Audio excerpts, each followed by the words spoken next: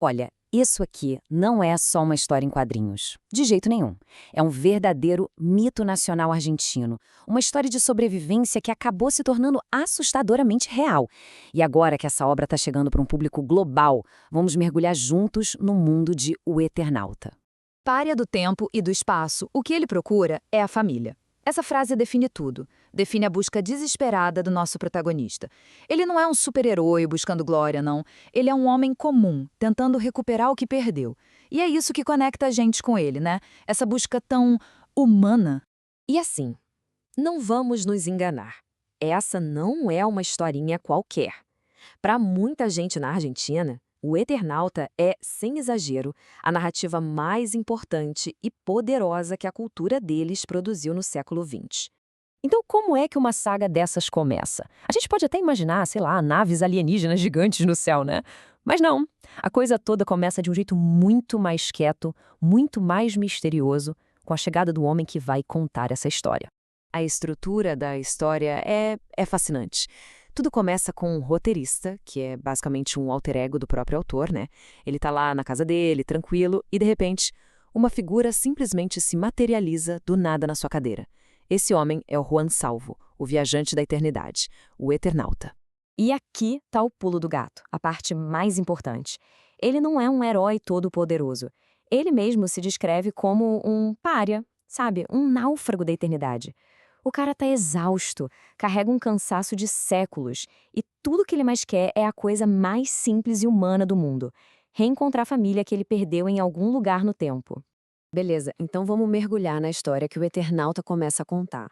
E tudo tem início numa noite, que tinha tudo para ser perfeitamente normal, num subúrbio de Buenos Aires. A cena é totalmente comum e é aí que tá a genialidade da coisa. Sabe, uns amigos jogando truco, batendo papo. A história ancora o fim do mundo no nosso cotidiano. Isso deixa tudo muito mais aterrorizante. E aí, do nada, essa normalidade toda acaba. Um silêncio que não é natural cai sobre a cidade e logo depois vem uma coisa impossível: neve. Neve fosforescente, em pleno verão. E o pior, uma neve que mata só de tocar. Cara, o perigo é instantâneo, é brutal. Um dos amigos bota o pé pra fora e morre em segundos. A casa, que era um lugar seguro, um lar, vira uma prisão. Uma ilha de sobrevivência cercada por um oceano de morte. Só que, para sobreviver a isso, não basta um cara só, por mais corajoso que ele seja. A sobrevivência aqui depende de uma ideia, de um conceito, que na época foi simplesmente revolucionário para os quadrinhos. O lance é o seguinte: o criador da história, o Hector Oesterheld, ele teve uma ideia que era radical. Ele meio que disse: chega daquele herói que faz tudo sozinho, sabe? Aquele cara invencível. Para ele, o heroísmo de verdade nasce da comunidade, da união. É como o próprio Oesterheld disse: o único herói válido é o herói em grupo.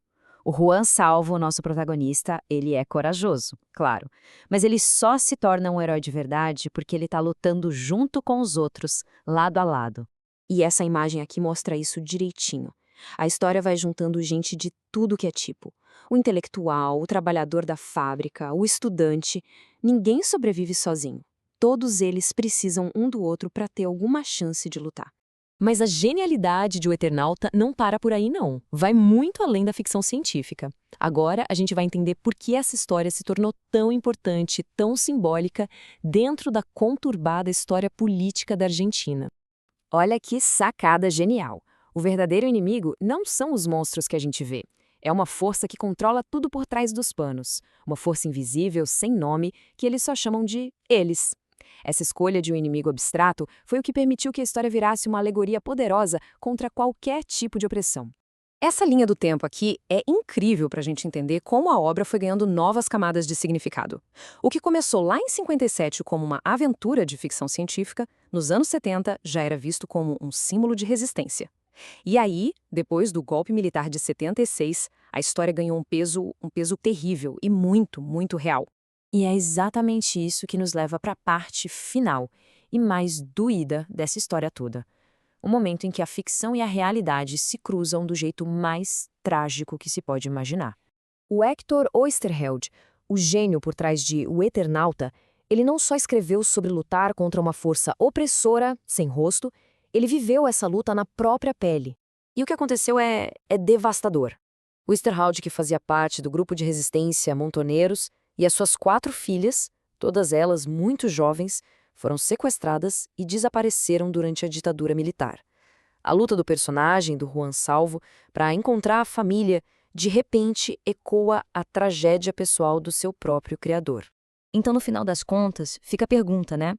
O Eternauta é só a crônica de uma invasão alienígena? Ou se tornou algo muito maior?